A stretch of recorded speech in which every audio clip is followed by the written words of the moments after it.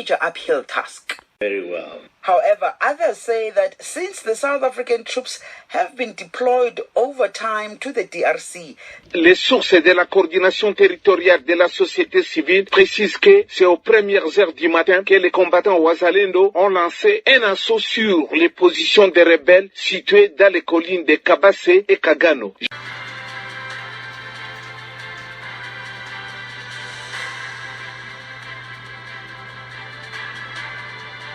Bonsoir, bonjour, c'est Congo News 24.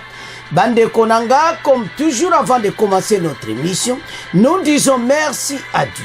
Nous disons merci à nos chers abonnés et téléspectateurs qui nous suivent partout dans le monde et en RDC.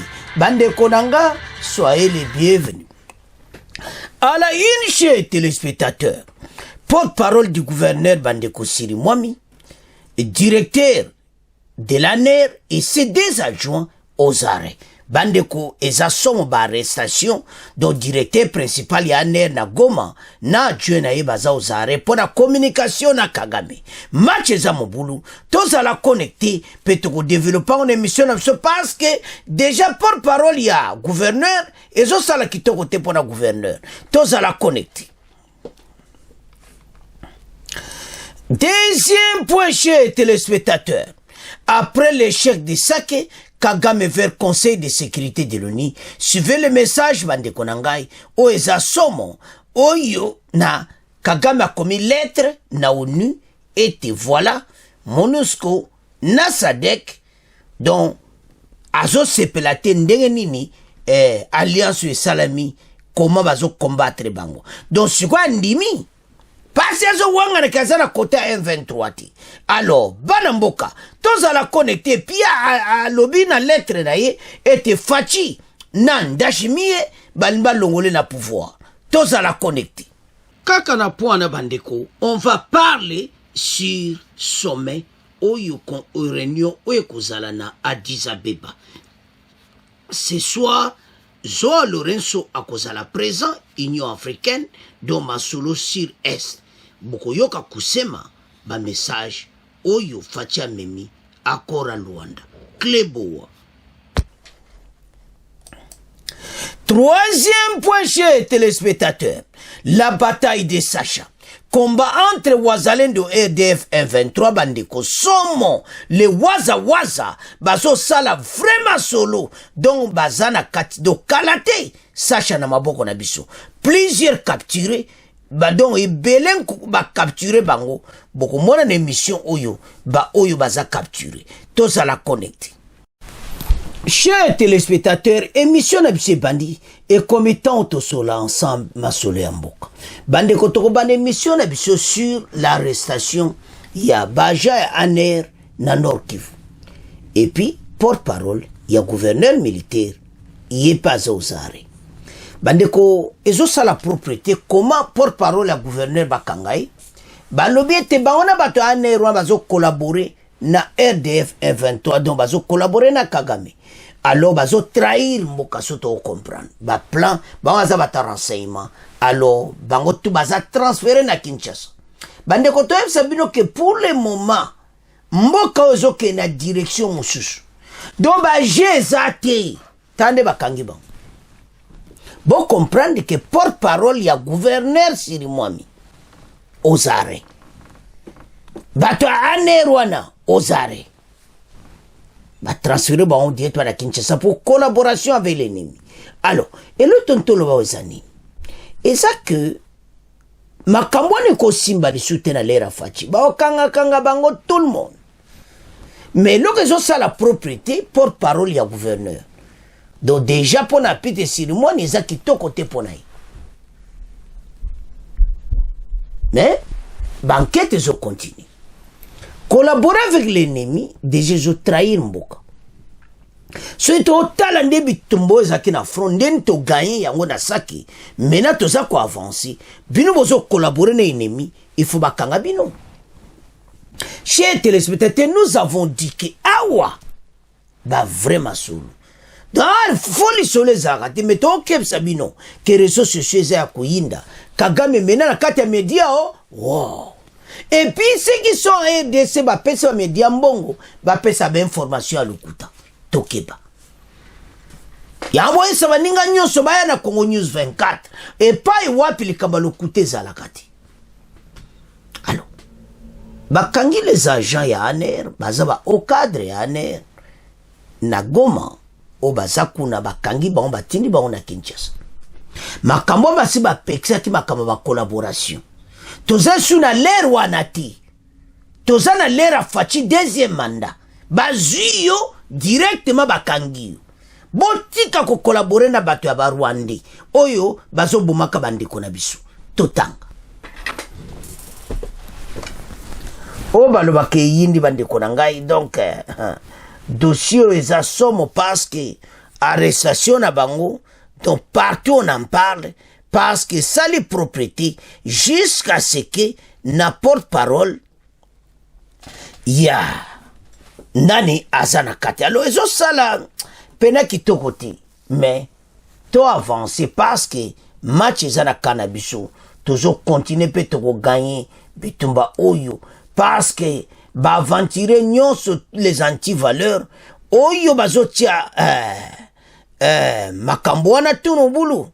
Alors bayeba était parce que balobe c'est des agents en complicité présumée avec les 123 donc ezo sala pena propriété ke ba kanga bango batu oyo soi-disant bazo mona ke bato bakotia motema oyo bazo liboso mboka mais biloko boya salama alors esali propriété alors totanga.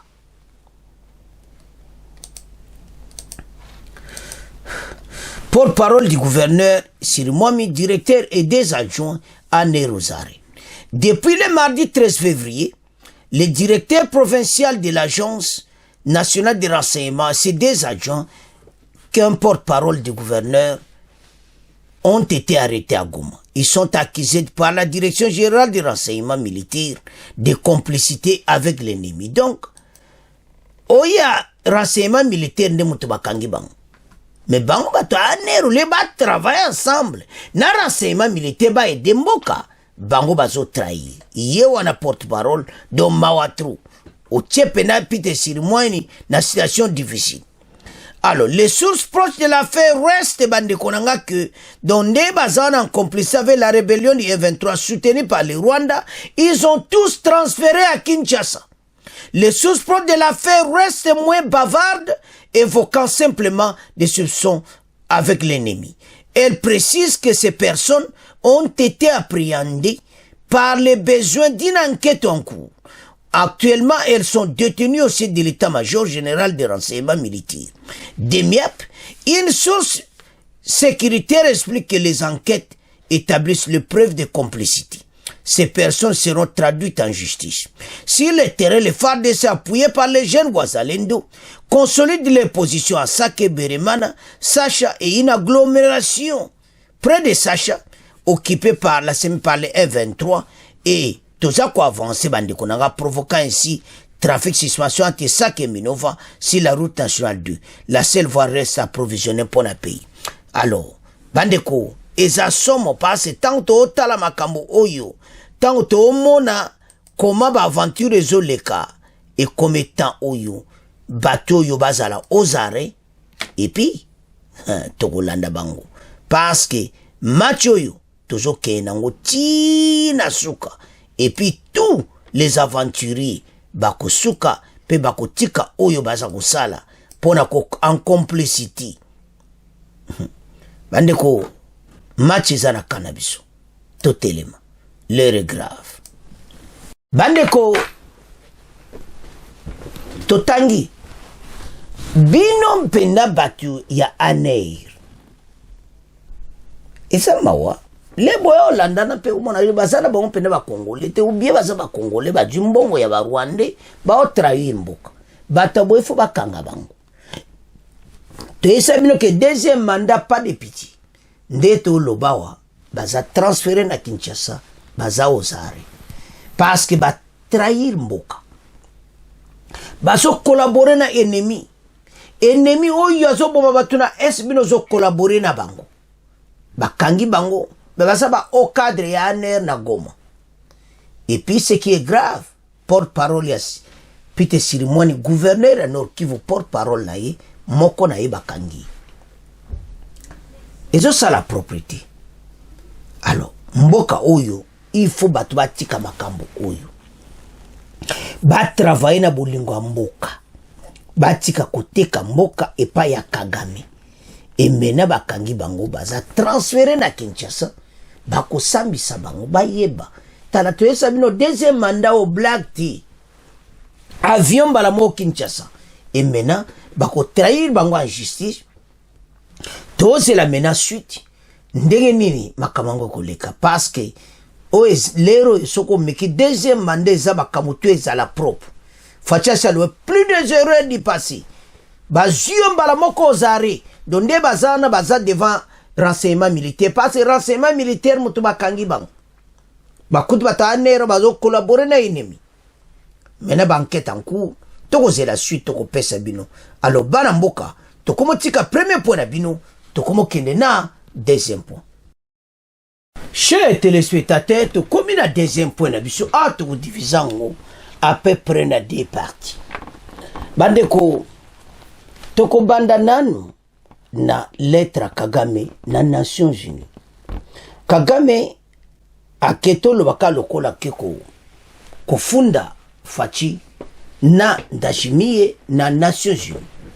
Kuna na lettre na ye, il a écrit des points là-bas. 1.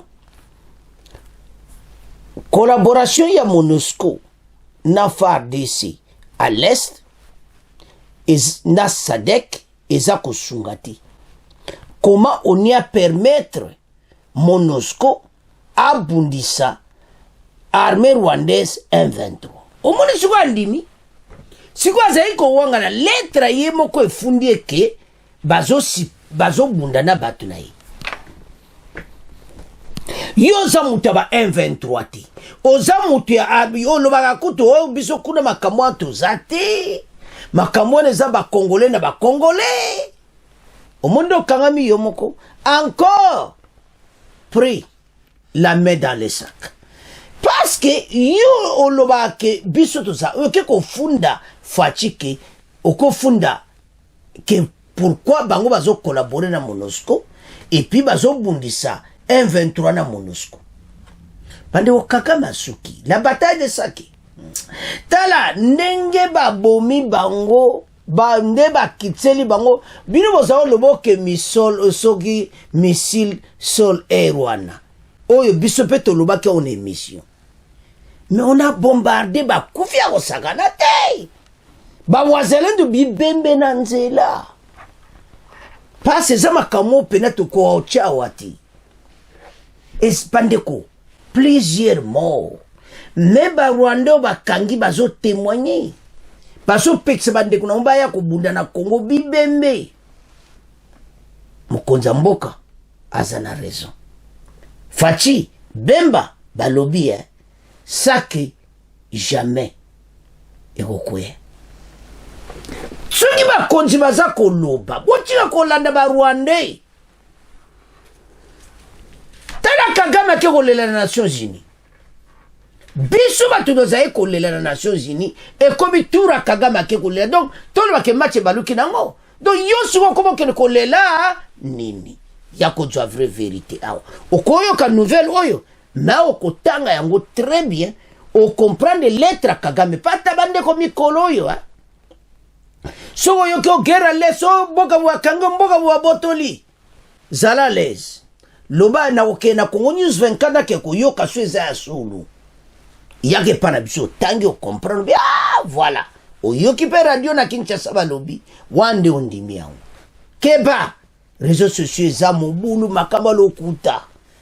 Balobi l'ennemi a kotitina ba journaliste ko pesa ba mbongo balo ba information ya lokuta. Tokeba. Alors Kagame mbutu na ba dossier na Nations Unies wow. 1. Violation bozotia MONUSCO asangani na FARDC po babundisa M23 armée rwandaise ne toloba on dimi déjà ki wana batu na yo. Deuxièmement, Faci na Ndashimie balobi ke bakolongola ye na pouvoir na Rwanda. O lero zo ya kufunda makambo ileka kala balobaka. Bomona ke akomi na suka. Kagame fait na ye emonani.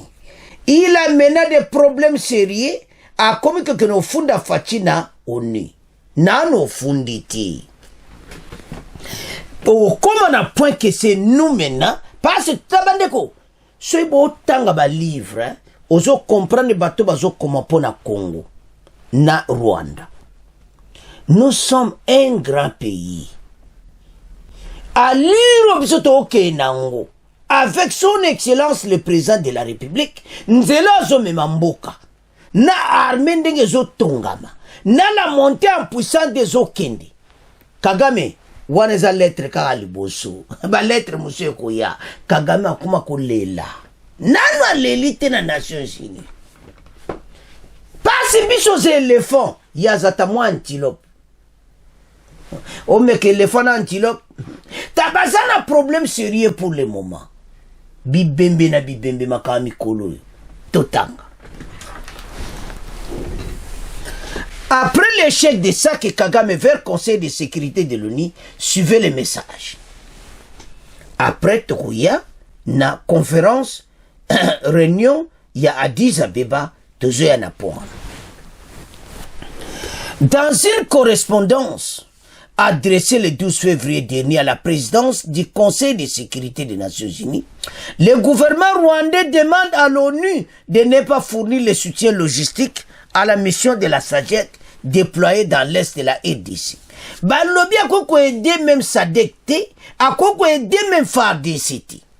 Signataire de cette missive, le ministre rwandais des Affaires étrangères Vincent Rubota estime que soutien encourage la RDC à rechercher une solution militaire au lieu d'une solution négociée et pacifique. Non, on négocie.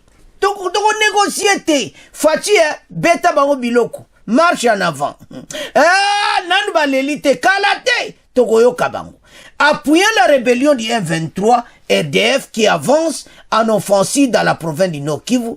Kigali prend toujours des négociations avec des rebelles, ce que ni Kinshasa. Dans ces mêmes démarches engagées auprès du Conseil de sécurité des Nations Unies, le gouvernement rwandais met aussi en avant des relations entre la RDC et le Burundi qui seront lui visés à renverser le régime Kigali de Kagame. La dernière visite officielle du président Evariste Ndayishimiye à Kinshasa craint visiblement des inquiétudes à Kigali. Le soutien logistique et opérationnel prévu par l'ONU aux forces alliées de FARDC encourage le gouvernement de la RDC à rechercher une solution militaire, plutôt une solution négociée, pacifique à la crise. Banda kala tu ebisa ki akora luando zo lingate, yango ni photo attaquer pour telema. Alobin réunion Ndayishimiye na Faci eza po ba longola e. Yo kalate makambo eza mobula bana mboka botanga. Le gouvernement du Rwanda souhaite attirer l'attention des membres du Conseil de sécurité des Nations Unies sur les dangers d'une telle décision. Selon cette même correspondance, le gouvernement du Rwanda avait donc demandé au Conseil de sécurité des Nations Unies d'éviter l'escalade du conflit dans l'est de la RDC et en reconsidérant par la demande fournie un soutien logistique opérationnel à la coalition dirigée par les FARDC, ce qui pourrait alimenter une nouvelle escalade. Balobi ndenge ONU aza ko aider SADC na logistique. Ndenge aza en côté à FARDC. Bazolinga comme solution moko militaire. Mais bino bi Kagame yifuka militaire ti. Omondo baniko landa, omondo baniko koma nano comité. Ainsi pour Kigali, le Conseil de sécurité de l'ONU devrait plutôt encourager le gouvernement de la RDC à rechercher une solution pacifique dans le cadre du processus de Nairobi et de Luanda.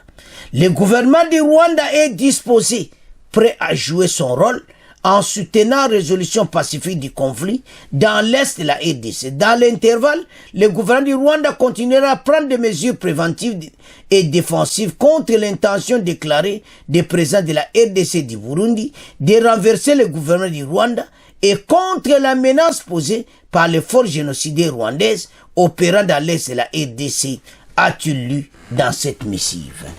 Kagame, yozana problème. Tout développé en Gobo, tout développé en Gobo. Bon, après, toya. Na oe kana Addis Abeba. Ramaphosa says the deployment of the South African Defence Force is in line with fulfilling South Africa's international obligation towards the SADC mission to support the Democratic Republic of Congo.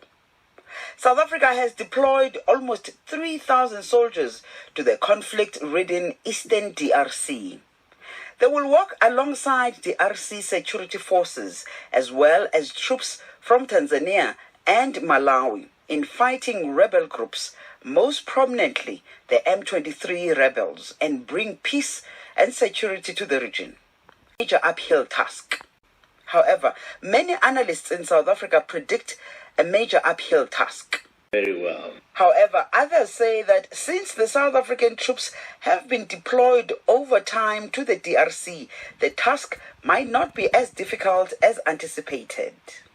So you can understand that Congo has got more than 26 provinces. So our troops have the understanding, the language factor, to understand the local language when you're in a military peacekeeping mission. So our soldiers have been part of the standby brigade force before of the UN, led by South Africa, Malawi, Tanzania.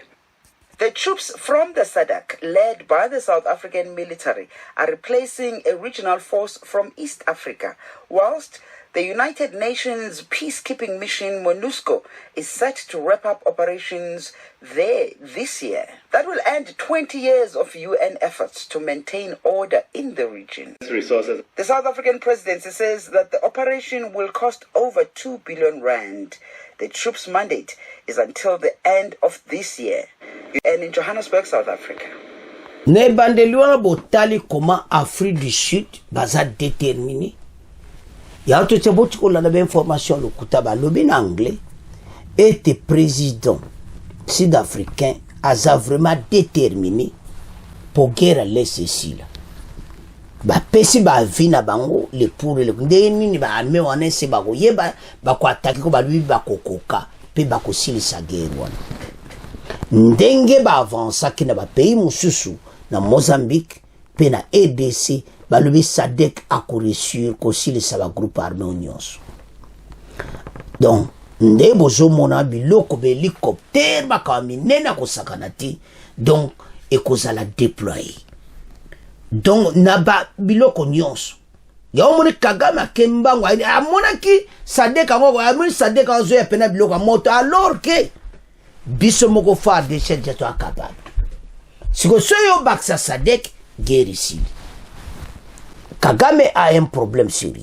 Alors chers téléspectateurs toyebisa kibino Kagame alobi ndenge MONUSCO asanga na fa de saza ko aider SADC na déploiement parce logistique ya SADC MONUSCO azo sala yango ba lobby que et comme solution moko militaire mais il faut qu'une solution militaire tout le monde comme banga il faut qu'une solution militaire nano bangité bande ko tout ceci au MONUSCO tout ça ezaka ka échappatoire à polymatch. La bataille à Saki Zaki fin. Il n'y aura plus de Saki. Bakoya le susouti. Neto loba awa. Ba se retire bango nyonso a Sacha. Kutu bitumba e bandi lisu na Sacha. Le waza lendu. Ah bana wana ba topesa bango longonya. Bandeko tozo na poisuka. Wazalendo ba sasi bango mabi. Ah bana wazalendo. Mais tozo na poana. Alors sikoyo Kagame akekolela na Nations Unies. Ah macha ondo andezala abwe biso atozaye kolela awo nyozo sale lokoti ya akekolela metokeba baza ba manipulateur lettre wana ya komi photo keba na batu oyo baza mayele mingi. Pourquoi ils ba perdre bataille na Saki. Et mene falu que loko mo ba créer ese banda kala ya yeba kite ke SADC MONUSCO FARDC MONUSCO kuta seulement clairement nabe ke baso travailler na FARDC ayoka kiamuti balobi ndenge MONUSCO asangani na SADC azomema ba matériel na bango déploiement wana ezomona ki bino bolingeza la solution militaire mais vous n'écoutez que les armes au moins que oyoki ka ndenge na saki boko kite to betement biloko bandeko na ba tanki na bango na ba missile sol air ya kopanzana bandeko sukoya ya lubi beta bango biloko ba loki bazana missile ba attaquer ezate les aventures au côté de territoire congolais ndengeni azana problème sérieux Kagame poligero te saki bino tant bazo ba konti bazolo ba ke saki kokoya te batu kaka discussion to komi wapi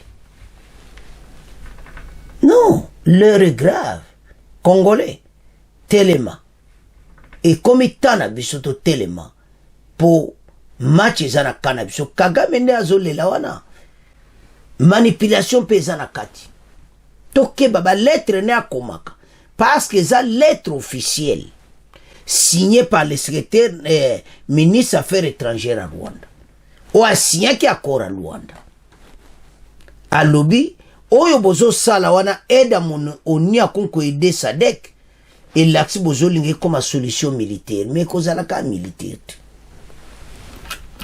to poser bien une question Rwanda. Est-ce que vous allez aller au cantonnement, oui ou non? Ils vont dire non. Ils n'iront pas au cantonnement. Accord à Rwanda va saboter en combien de fois? Les lois qu'on koya ou le bayango. Mathieu Baluki. Alors, ce que je là, ba Rwandais, ba comme na problème de kubazande bandade. Ndembo landiwana. Kagame Mawatu ake kufunda na Nations Unies na yebite so akozwani biso to continue match ba continue bongo yamba ba congolais to keba na réseaux sociaux to yoka ba konzi fatia lobi na bino que ça qui ne tombera jamais siko bondimi yango to makamba zolo ba yebi ba zolo ba et puis ba loki ba ko récupérer ba territoire nyonso ese bosondima biso Congo News 24 oyo sabino ki FARDC ko récupérer ba territoire na nyonso boyo kakabe information lokutati que voilà nous on ne fait rien on sait que reculer biso peut critiquer quand mais biso peut to loba ya armée se faut pas ça les forba attaquer bateau mais on a compris une chose Kagame a comme un problème Asa sous-stability na armée naï. Il y a plusieurs morts, plusieurs dégâts. Il ne peut plus rien. Il n'a qu'à négocier. Mais les négociations au bas bazo yarango. Et ça n'a pas messa. Fatia kondi mangote. Bino mokota na biso na armée na biso to diriger RDC. Ah. Fatia lui pas de négociation avec ses panthères. Ba kende na PDDC. Chose au ba okende pété. Match bozaka oron yangwana bakonzi bo avancer ka marque bo attaquer ba wazalendo attaquer bango la bataille de Sacha tozo ya poisuka. Alors maintenant que na deuxième partie to lobaki que 37e réunion ya Union africaine et ça c'est samedi que zot otoka masolo ya samedi ezali que ba lobasi la guerre à l'est. Message kakamoko Fachinde ngozo kendi. Je crois que le chef de l'État a déjà quitté Kinshasa. Memela bango kaka kora Luanda o pia. Donc on va continuer bango mingi ta kora Luanda ngwana. Toi Lorenzo accorde sien ki ngwana. C'est ça. Pas de négociation à part accord à Luanda. Parce que nous savons très bien qu'ils n'iront pas au cantonnement. Bazon Lukaba dévie à Corona Luanda. De réunion à 10 Abeba. Match Zamoubulu, je crois bien. Même envoyé spécial américain aux Alakuna. Mais Fachi a qu'une décision. Ba Congolais, faci kondimate décision na bango totanga.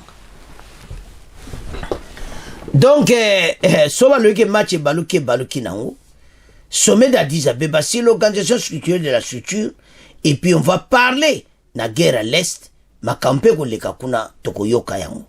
Alors Banamboka Félix Tshisekedi est attendu à Addis Abeba pour une réunion de haut niveau sur la paix dans l'est de la RDC. Sur le plan diplomatique, une réunion de haut niveau est prévue ce vendredi. Lelo na pourquoi autour de Joao Lourenço et en présence de Félix Tshisekedi. Et c'est Kagame Akozala. Après avoir que nous fondons l'ONU, et sa Kozala wana. Après à Sadek na Monusco comme yepona comme monaki. Celui pas c'est bande ko tala phare de ce yemoga comme na puissance. Sadek a eka ko bakisa. Alors, il a un problème. Pourquoi Kagame Azakobanga? Le président sud-africain a tindi 2900 soldats. A tindi Yako Sakanati. Alors, bango ba moneke te to kende kaka sur le plan diplomatique to solo là. Mbase accord à loin des à la respecter. Bandeko Afrique du Sud ba décider. Bokoyo katoko mne c'est Sadek bozo mona wana ayena décision. Yango Kagame azana problème sérieux. Yango tina kiko funda na ONU. Alors, réunion zotoka lelo vendredi na Addis Abeba. Pourquoi? Parce que Sadek a déterminé à côté de Fachi Kagame a un problème sérieux parce qu'à mon été mené comme une solution militaire. C'est tout ça bongo ozo kokati. To landa ba extrait oyo bongo to avancer les missions na biso. O balubaka esi yindi match comme bulu oyo kaka gero yo biso to gagner yango banamboka. Pay ndeba sawana Maïle Silibango. Allô, Tolanda. Nous le disions dans les titres, le président Félix Antoine Tshisekedi Tshilombo est arrivé à Addis Abeba ce vendredi où il est allé participer au 37e sommet de l'Union africaine. Le chef de l'État congolais effectue ainsi son premier déplacement à l'étranger depuis sa réélection en décembre pour un second mandat à la tête de son pays. L'Angola a convoqué ce même vendredi à Addis Abeba toujours un sommet extraordinaire sur la situation en République démocratique du Congo en vue de relancer le processus de paix, confirme la mission diplomatique angolaise dans la capitale éthiopienne. D'autres détails avec vous, Blaise Makassi. La réunion initiée par le président Joao Lourenço précède le 37e sommet ordinaire de l'Union africaine prévu ce week-end à Addis Abeba. Un communiqué de presse explique que la réunion se penchera sur la relance du processus de paix de l'Est de la RDC à la suite du déploiement de la mission de la communauté de développement de l'Afrique australe approuvée en août 2023 à Luanda. Cette rencontre connaîtra la participation des 9 chefs d'État de 10 pays, à savoir l'Angola, l'Afrique du Sud, le Burundi, la Guinée équatoriale, le Malawi, le Kenya, la RDC, le Rwanda, le Soudan du Sud et la Tanzanie. L'Ouganda et les représentants de la Commission de l'Union africaine aussi y prendront part comme des invités. L'initiative fait partie des recommandations de la dernière réunion des chefs militaires du mécanisme quadripartite sur le processus de paix dans l'Est de la RDC, tenu en octobre 2023, également à Addis Abeba. La réunion avait noté la nécessité d'ajuster les délais de retrait des forces de maintien de paix existant sur le terrain pour éviter un vide sécuritaire en vue des déploiements de la force militaire de la SADC. Parlant de ces mini-sommets et discussions qui se tiennent en parallèle sur la question sécuritaire dans l'Est de la RDC, le directeur adjoint de la presse présidentielle donne ici des amples détails sur les objectifs de cette rencontre. Giscard Koussema explique au micro de Cynthia Bachizi-Nabizana. Ces mini-sommets a un quadruple objectif, à savoir, je cite, les retours à un dialogue constructif et réconciliateur entre la RDC et le Rwanda, la cessation immédiate des hostilités, les retraits immédiats du M23 des zones occupées, et le lancement du processus de cantonnement du M23 ainsi que la mise en œuvre du PDDRCS. Fin de citation. Alors, l'autre enjeu est l'admission de la République démocratique du Congo en tant que membre à part entière du Conseil de sécurité de l'Union africaine. Le CPS, comme vous le savez, est une instance décisionnelle, c'est l'équivalent du Conseil de sécurité des Nations Unies. Porté par l'Afrique centrale, la RDC va désormais siéger aux séances à huis clos auxquelles elle est exclue depuis 2002. Bandeko tolandi bisonyoso kusema oaza na direction ya communication na présidence tolandi clairement ba point de kozala dialogue direct bango ba kende cantonnement butozo tolandi yango très bien ba point bango ba ok cantonnement ba quitter ba territoire nyonso occupé wana tueza na kati ya kora Luanda me ba ko sala yango te wana ba condition na ezala respect me ba ko sala yango te. C'est ça où il y a les problèmes. Bande konde bo mona wana Kagame oyana voilà toko sala ngo akondi mane pela miso batu wana mako sala te yango wana toko maili le wazalendo à l'attaque pas de cesser le feu balobi wana bolandi que cesser le feu makamu nyonso comme ça bango bayaka wana zakilera kala le wazalendo mena à l'attaque fa de ça obundate azakotala nde makamongo za okende. Alors bana mboka match ezana kanabiso kusema expliquer très bien que sabino que nano s'abonner te s'abonner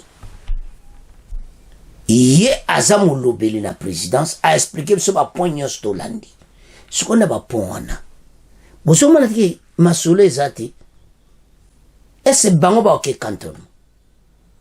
Est-ce que penande to mona bango ba kondima makamwa to yiko kusema lobi cessation des hostilités donc cesser le feu biso me faire de cesser le feu mais wazalendo zo bunda passe bango M23 zo bunda on va jeba za sa biso kala et Sicily tama yele na bango match za mbutu. Alors ce qui to tala dossier yo Sadek Kagame ki ofunda makamwa nyonso don mawatu asi tolandi kusema don l'heure grave tozonga na masolo na biso ya ndenge zoleka na Sadek na makamde zoleka na réunion ya Addis Abeba nde tolandi wa pe na Addis Abeba bakokuta na Lorenzo na me faci message ba congolais à moko. Pas de négociation avec des terroristes. Basale l'accord à Luanda où ils allaient coller messa. Fachazo kena mission moko spéciale ba congolais ba pesi. Baramboka tala mokonza mboka lobi ako répéter les erreurs du passé ko salamati.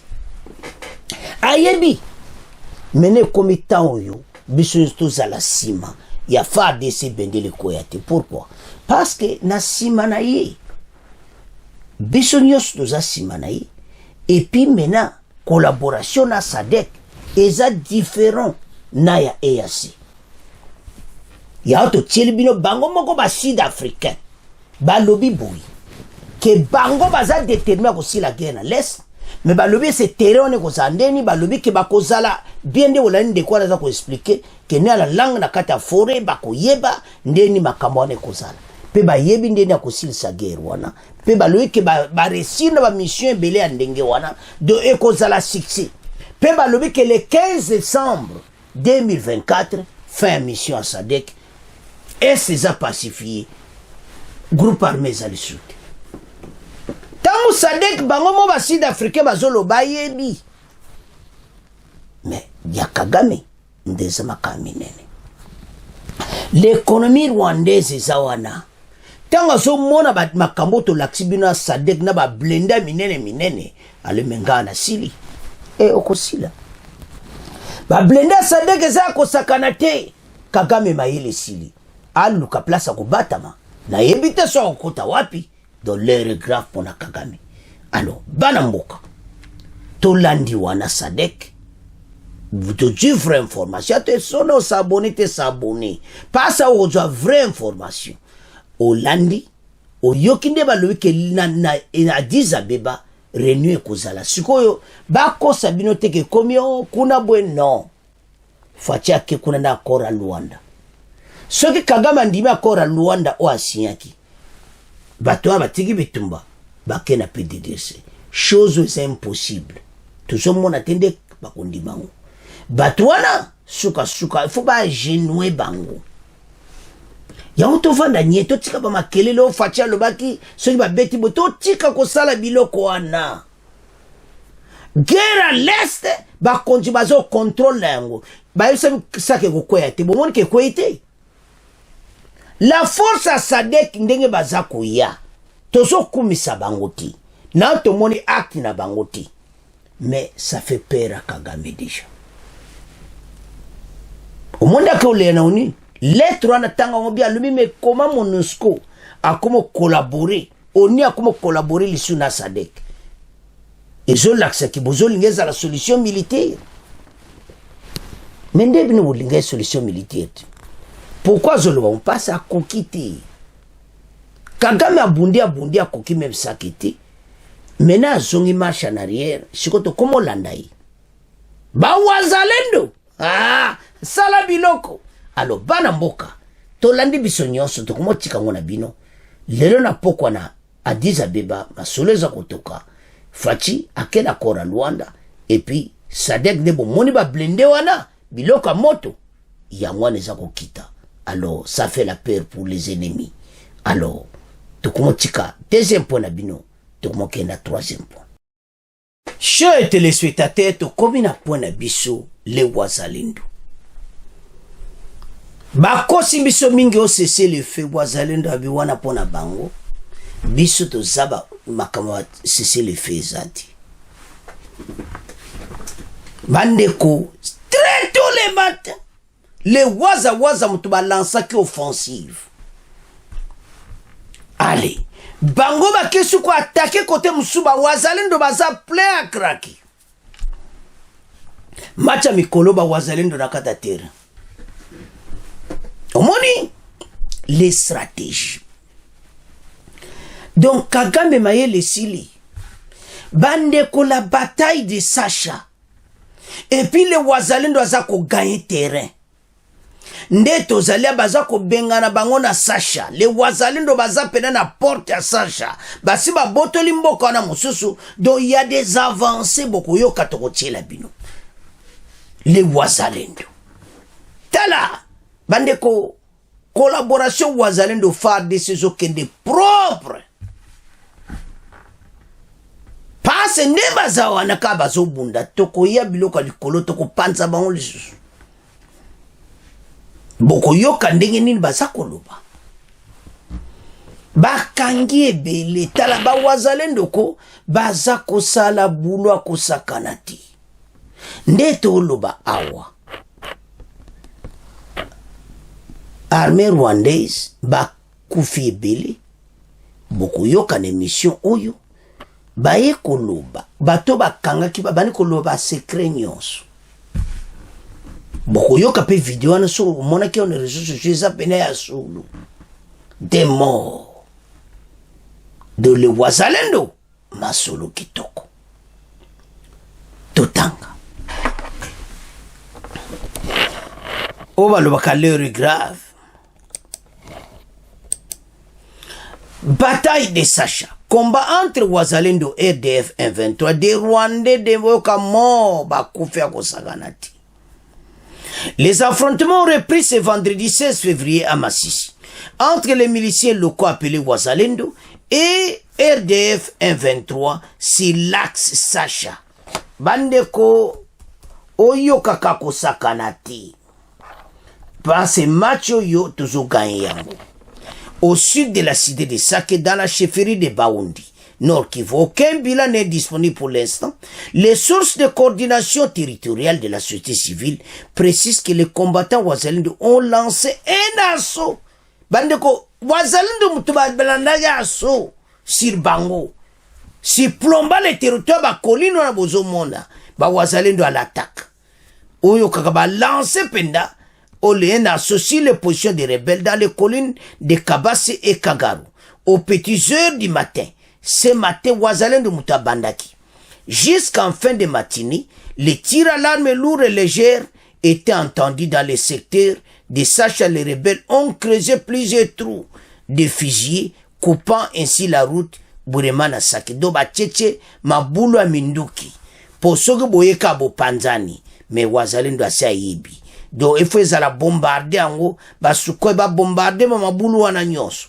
D'autres affrontements sont signalés ce vendredi matin dans la région couvrant la cité de Biambwe. Les mêmes sources dans la zone témoignent que les rebelles ont lancé des attaques simultanées dans les positions des combattants wazalendo lorsqu'on voulait les contourner les positions dans les collines de Kabase et Kagano, surplombant la route principale de la cité de Baombe, Massissa. Depuis 2 jours consécutifs, de violents combats, affrontements sont rapportés par plusieurs acteurs locaux dans cette zone, dans les territoires de Nirangongo, au nord de la ville de Goma, dans le groupement de Baouma. La société civile confirme l'entrée des renforts des rebelles depuis le début de cette semaine dans la frontière Kaunga à partir des bornes numéro 20 de Kabanga. La cité de Sake reste toujours désertée une semaine depuis la présence renforcée de l'armée dans cette mission. Do phare de Satindi renfort à Kosakanati. Do ba camion ezaka akuya na basoda. Do renfort na Sake ezako salama. Entre-temps, ba wazalendo bazako bunda. Et puis renfort ezo salama. Donc eza musala kitoko parce que eloko nde tozo luka ete to avancer na ndenge wana. Do renfort ndenge bozo mona ba camion wana ba renfort penda ezako ya pona koya ko soutenir kuna. Entre-temps, bana mboka omona clairement ete bakangi ebele. FARDC akangi penda ebele. Alors boko yoka ba témoignage nde bako témoigner mais nde bonuma ba karo na ba renfort ya FARDC zako ya na kati ya Villa Sake mais e batu bazati. Mais pour le moment tozako kende parce quelques batu babane ko zonga déjà mais eza presse déserté ba place mususu. Alors bana mboka botala comment wazalendo nde bozomonana ba encercler bateau yo Kagame na batu na yi des morts et des morts. Alors sans plus tarder tolanda extrait oyo bon to développer maso na biso. Mesdames et messieurs, bonsoir. Ce journal part du Nord Kivu. Les affrontements qui ont repris ce vendredi matin entre les combattants Wazalendo et les rebelles du M23 se sont encore intensifiés en début de cet après-midi sur l'axe Chacha-Buremana, un peu au sud de la cité de Sake et dans la chefferie de Baoundé, territoire de Massissi. La coordination territoriale de la société civile et la notabilité du groupement de Mufuni-Shanga précisent que les combattants Wazalendo continuent de pourchasser les rebelles qui tentaient d'installer leur base sur les collines de Mourere et Ngingwe. Il n'y a toujours pas de bilan disponible de ces combats entre les deux belligérants. Radio Kapigoma, Gabriel Wamenya.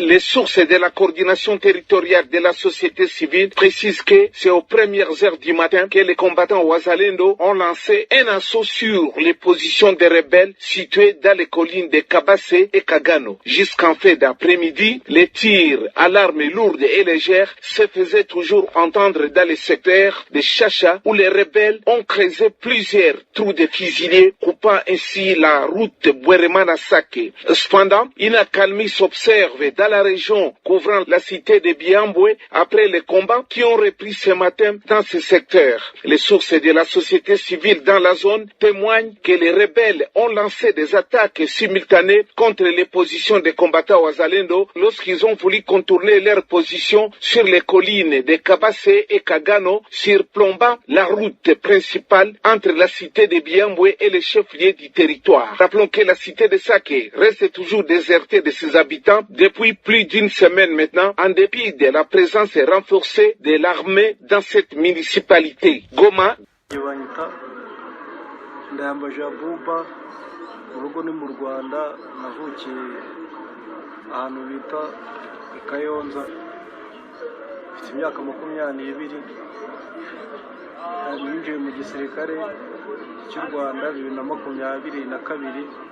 On m'appelle Ndayambaji Abouba. Chez nous, c'est au Rwanda. Je suis né à Kayonza. J'ai 22 ans. Je me suis fait enrôler dans l'armée rwandaise RDF en 2022. Je fais une formation d'1 année avant de poursuivre l'autre formation. C'est en début de cette année 2024 que j'ai fini ma formation.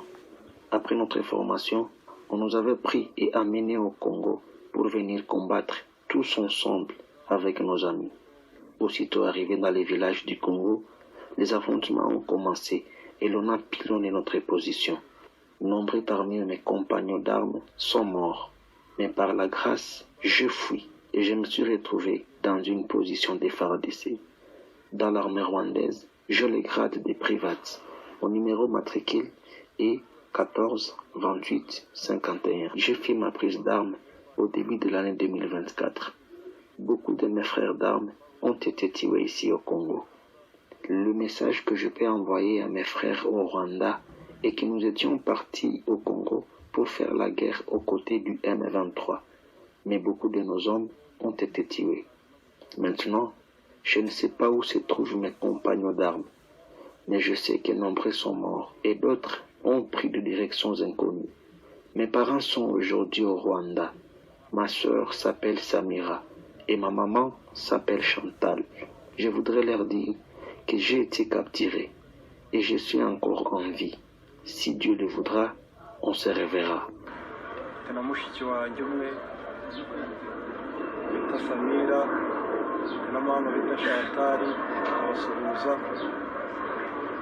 babwira ko nyiri muzima kandi Imana nibishaka tuzongera tukabonana. Ikintu nabwira abanyarwanda nuko kuza hano muri Kongo kurwana intambara ari ukwibeshya, utahava uraza bakakurasa ukasubira wagira Imana ugataha, wagira Imana ugapfa. Je voudrais dire aux Rwandais, mes frères, que venir au Congo pour se battre, c'est se tromper. Car y sortir vivant, c'est une chance qui n'est pas donnée à tout le monde. Je demande en tout cas au peuple rwandais de rester chez eux. Car toujours venir combattre au Congo, c'est s'égarer et venir mourir pour rien. Mes frères avec lesquels je suis venu au Congo, comme fidèles et autres, je voudrais préciser à leurs parents que ces amis qui sont leurs enfants sont morts. Que personne ne vous mente qu'ils sont encore en vie. Ils sont tous morts ici au Congo. Abo bose twarazanye twinjiranye hano muri Kongo, ababyeyi babo twasize mu Rwanda, mama wabo babo bose barapfuye, nta baturasho barapfa. Ngiye nuko nabashije kurokoka ariko bo barabarashe barapfuye. Bana mboka tolandi extrait wana ya bawazalendo. Tomoni témoignage ya ba oyo bakangi, ceux qui sont au ba capturés bango na front. Baza ko expliquer comment ba Rwandais ba kufi na guerre wana ya Sake. Bande ko farde sa beta ki bango biloko. Wana zaki na guerre ya Sake. Bomoni wana premier parti bolandi nde pona ozole kana wazalendo. Mais obo moni wana za masolo penda nenge salamaki.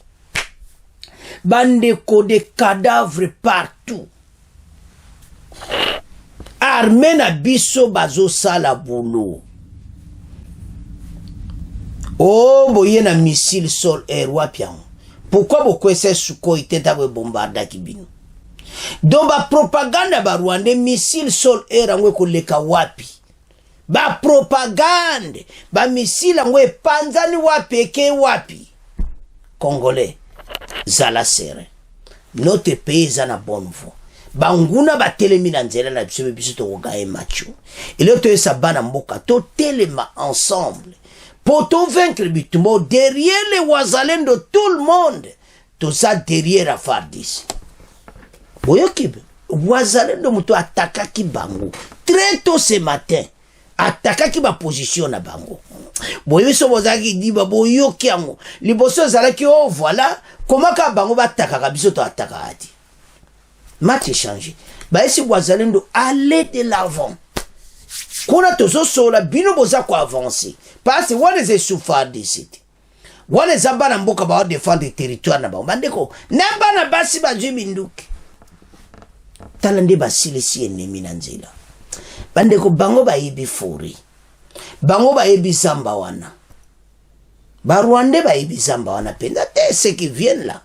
Bolandi a utolo ba wana. Esinde bo mona yi.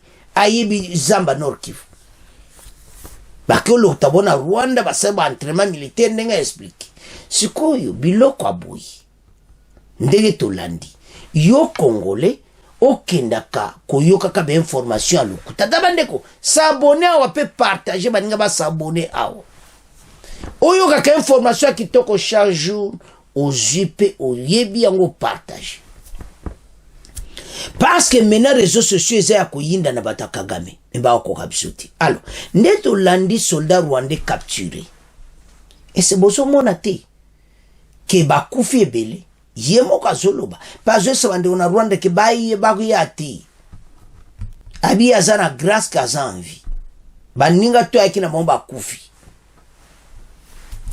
plusieurs morts naba Uganda ta wanga nae naba Uganda ba kufi beli yango Uganda tombole mabolu kula konkomba lettre Uganda lobi yazati ache mabolu kula ngana zana bitumba wana ti oyebi tala makamu susu yango na tina baza kubanga bamindele baza kubanga RDC evolui tala kaka armée kaka inani bozo monate sadeka zo bunda te biso sadek na kotite techniquement peut-être l'homme sous technique mais ni o buena terrain et ça fa de se muta sali bango na saki balobi mais dans 5 ans ce qui est RDC Congo ba comme une armée à très puissance un grand pays ba comme à peu près plus de 200 000 300 000 hommes.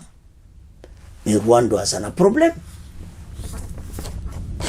La plupart des jeunes bazo bunda wana ba geparo ba kuna ba wuti formation baza bana Nord Kivu. Bazo bunda na volonté moko exceptionnelle. Alors, wana entre parenthèses na boba kangi wana za ina guerre saki. Tozonga na bitumba lelo. Ba wazalendo très tôt le matin ba attaquer bango armée rwandaise. Comprends que l'armée rwandaise a zo bundana ba wazalendo a zo gagné terrain bozo monate alors ba mekete ba contourner ba wazalendo mais simbiti je crois bien appui aérien boyaki ko beta bango biloko bana waza bazo se comporter très bien à terrain boyoka bilan bazo bunda penda kitoko alors bitumba oto zokena balinga ki ba contourner biso mais simbiti to match face à face ya boy pena bozo kende boy ces jeunes ba se ba wumeli na zamba ba yebi zamba koleka bango alors bazo gaye bitumba yo congolais to komisa bana mboka botika koyela biso ba message à lokuta na réseaux sociaux botika peuple mal à l'aise bandeko bo partager mission oyo bandeko ba comprendre que ça pe na place monso na ke na kozwa vraie information pe na tangi na yoki bana mboka so na no s'abonner te s'abonner alors tonton lobaboui bandeko les pays eza na bonne voie la guerre à l'est eza na bonne voie mokonza mboka akei kuna azali na réunion ba makamyo so na mesa bolandi kusema tout ezala mesa kaka kora Rwanda wana facha kosola na bango batika oyo baza kosala na est bakende akor wana bakende cantonnement est-ce que bakokende ou bien bakokende te Kagame komina suka akonkino funda biso na Nations Unies. Alors chers téléspectateurs, c'est à ce point comment clôturer mission na biso. Bon continuer à s'abonner massivement, bon partager. Au revoir, à la prochaine.